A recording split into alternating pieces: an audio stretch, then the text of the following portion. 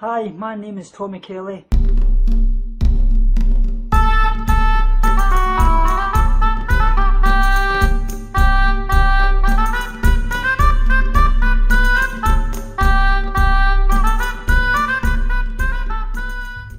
So guys, welcome back to another turbo session from Tofu Turbo Tommy. Today is the second part of my Christmas survival series. Like I said and I touched upon in the last time, Christmas isn't all about food. Like I say, try not to obviously let it become the focus of your holiday thinking. Think about other positives and obviously try to focus on other activities which aren't obviously involved with around food. Like I say, if you feel anxious or concerned about the food meal times, like I say, they can be very, very tough. Try not obviously to let it become the negative focus of your day. Like I say, sometimes it can obviously be helpful to distract yourself before, after or even during a meal to keep yourself from negative thoughts. Maybe take a walk after a meal with a family member or a friend to keep your mind obviously focused off of the food. Like I say, particularly if you might have a feeling of guilty or feeling panicky and things like that as well. Like I say, another thing you could maybe do is such as playing a board game, wrapping up some presents, or even calling a family member or a friend are all good positive alternatives really.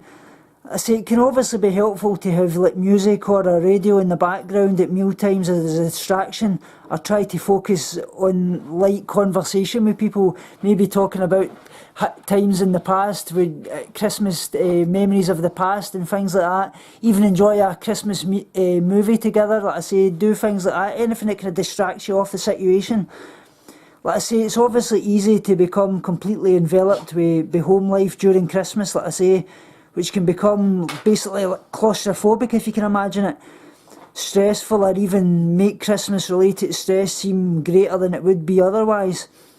Like I say, make sure you maintain contact with the outside world, like I say, your family, your friends, everything. Don't become drawn into like this, what you could describe it, like a vortex, basically isolating yourself, if you can imagine it that way. I say, make time to obviously email or call your family, friends, spend some time on Facebook, or if you can make a trip to visit a friend, go shopping or do something outside of the family environment. Like I say, negotiating with family and friends, like I say, Christmas is obviously sometimes the only time of the year when you get an opportunity obviously to see your family, spend time with each other or catch up with your friends. Like I say, however, if you're coping with an eating disorder, this can become really a source of stress. Like I say, it may be that your fear over arguments over how much you're eating, comments from obviously relatives on your diet or on your appearance, or the stressful family environment that may itself be a trigger to your eating disorder. It can obviously be particularly hard if you're going home from, say, university or college. It might be the first time that you've actually seen your family since being diagnosed.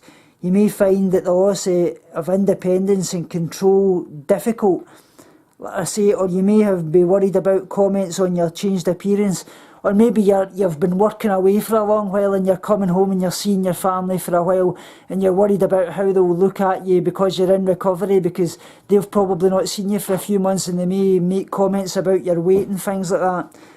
Let's say, being aware of these possible problems and thinking about how you may counter them is half the battle. The other half is obviously getting support and understanding that your family and friends, so they can support you. If you can, obviously try and tell them at least one, if not all members of your close family and friends about your eating disorder and how you feel, so they can discuss how to make Christmas easier and can obviously discuss to make Christmas plans ahead. This may of course be very, very hard. You might feel unable to verbalise the feelings that you are going through, or fear that your family will become angry or upset.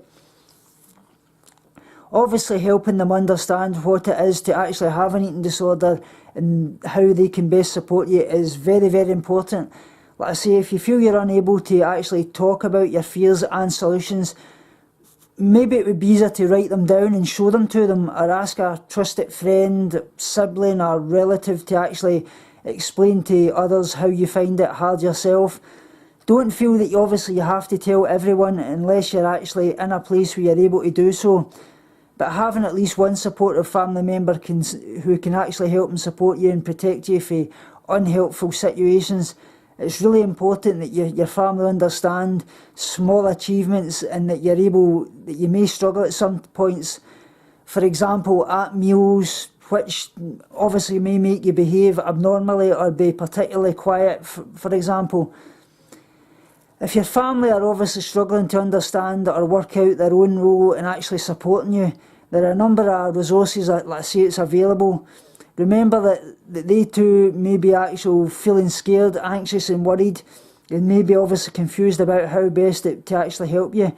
It may be helpful for them to actually read some advice leaflets or caring, to ring BEHAVIOURS, which is the national charity in the UK, obviously NEDA, which is National Eating Disorders Association. You can get a lot of different helplines that basically help you on this. Let's say if you feel you're actually unable to confide in your family or friends, or you feel that you're not understood in the situation, remember you don't have to suffer alone. Like I say, there is non-judgmental, completely confidential support available, like I say, on the helplines that I was speaking about, where you can go on. So like I say, Christmas isn't all about food. Like I say, share your concerns and obviously let your family, friends explain what might be hard and discuss ways to help. Plan ahead to obviously combat negative thinking and obstacles. Plan ahead to obviously avoid stress. Don't suffer alone. Like I say, remember, plan and discuss your meals in advance. Stick to a manageable routine. Don't be afraid to experiment, such as swap meal times around. If you feel pressurised, obviously don't be afraid to say no.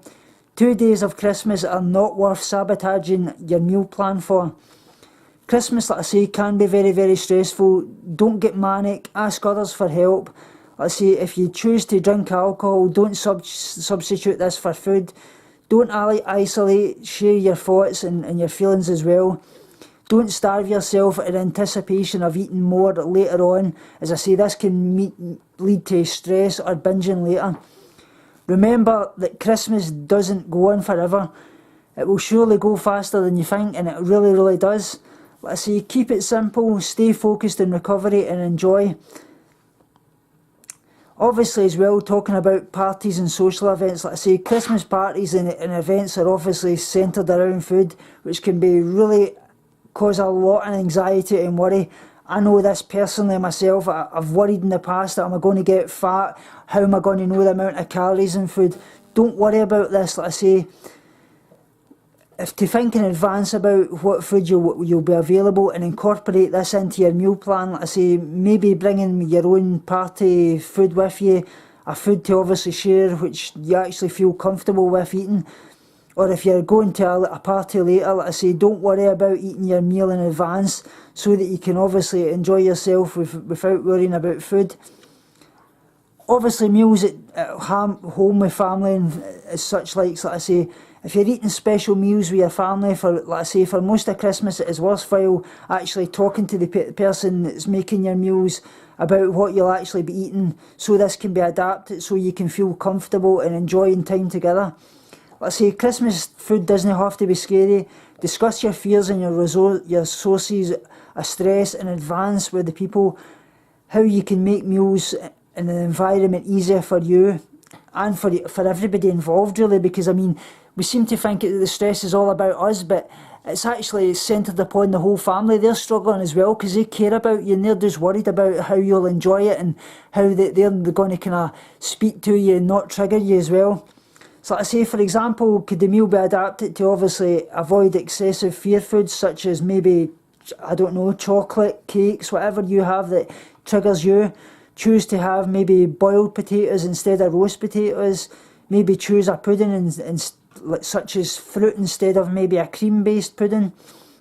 So that these can be included obviously so you don't have to worry about food. Let's say being different to everyone else or actually provoking comments. So I hope you have liked this, guys. Like I say, But remember, most importantly, enjoy your Christmas, don't worry about it. It's a special time of year, enjoy it with your family and your friends, and have a lovely, lovely Christmas, and I love you so, so much. And remember, keep turboing on, but have a great Christmas, and I'll speak to you all very, very soon. Remember guys, binge on life, purge negativity and starve guilty feelings. Speak to you all soon and love you so much.